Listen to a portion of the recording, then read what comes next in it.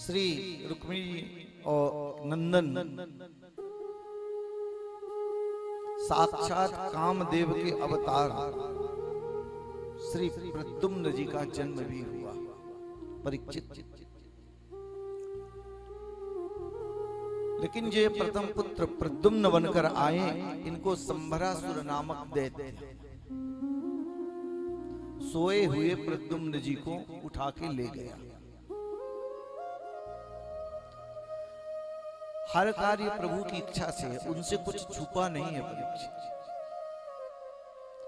परंतु संसार में लीला करने के लिए मानव समाज के लोगों को ये बताना चाहते हैं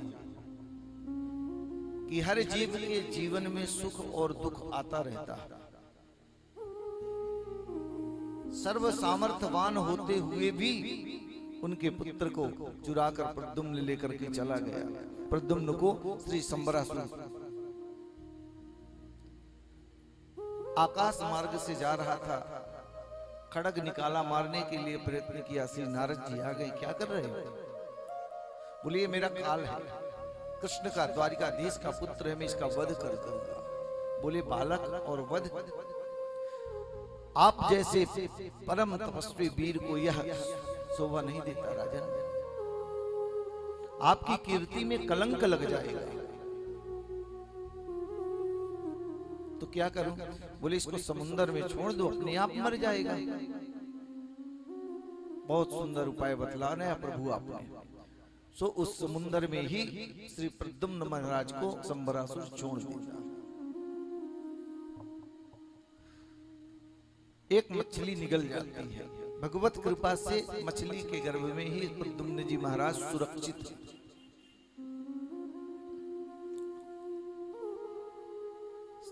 संबरासुर के यहाँ जो कामदेव की पत्नी थी जिसका नाम था रति, वह भोजन बनाने का काम करती थी। कामास्तु वासुदेवांसो दग्धः प्राज्ञ रुद्रमन्युना देहोपपत्तये भूय तमेव प्रत्यपद्यतः। ये साक्षात प्रद्युम्न जी जो हैं कामदेव के अवतार हैं। ये भोलेनाथ की तपस्या चल रही थी, तपस्या भंग करने के लिए गए और भोलेनाथ ने तीसरा नेत्र जैसे ही खोला जलकर भस्म हो गया। उनकी पत्नी जो रति थी चरणों में गिर पड़ती है, प्रभु मेरा पति कैसा भी है, पति पति है। भगवान भोलेनाथ प्रसन्न होते हैं, देवी यद्यप इसने कार्य अच्छा नहीं किया, अशुभ नहीं किया, फिर भी तुम्हारी याचना से हम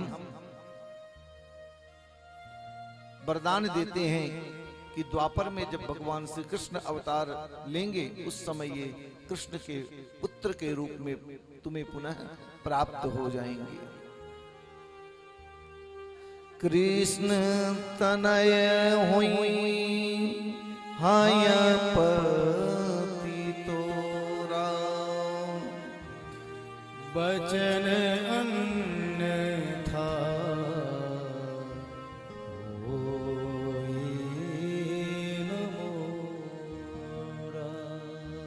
आज वही प्रद्युम्न जी, आज वही प्रद्युम्न महाराज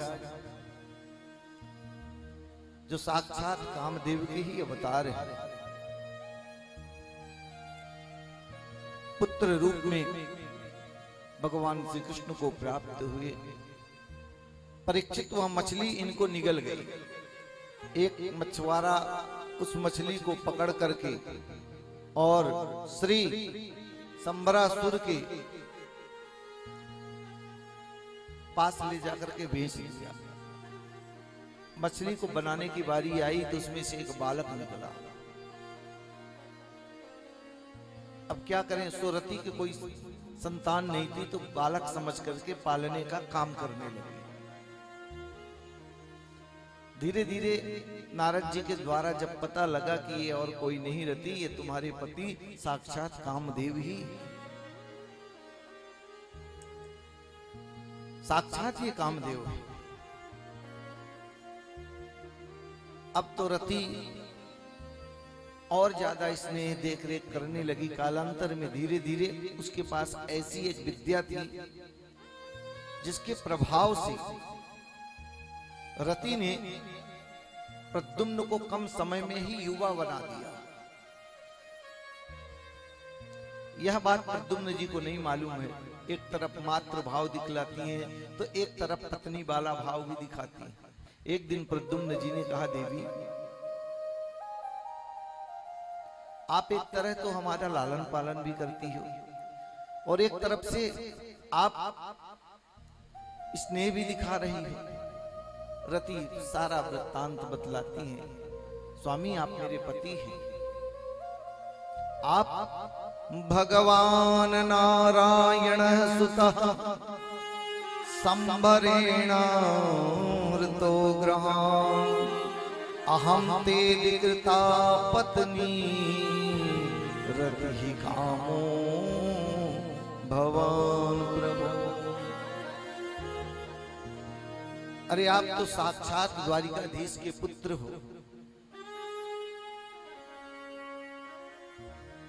यह संबरासुर तो आपका सबसे बड़ा दुश्मन है जो हरण करके लाया था। सारे वृत्तांत जब रति ने बतलाया, बड़े क्रोध से भर करके संबरासुर को जाकर के प्रद्युम्न महाराज ललकारते हैं। अरे मेरे घर में ही मेरा काल पल रहा और मेरे को पता नहीं चला। दोनों में युद्ध होता है। अंतो गत्वा श्री प्रद्युम्न जी के हाथ से संबरासुर को मुक्ति प्राप्त होती है। इधर रति अब बड़ी प्रसन्न हुई और प्रद्युम्न जी को लेकर के पुनः द्वारिकाधीश में जाकर के प्रवेश करते हैं। जैसे ही द्वारिकापुरी में जाते हैं, माता रुक्मिणी और भगवान कृष्ण ने हृदय से लगाया। इतने दिनों के बाद उनको उनका बालक मिला। गया तो अकेला था, आया तो बहू को लेकर आया।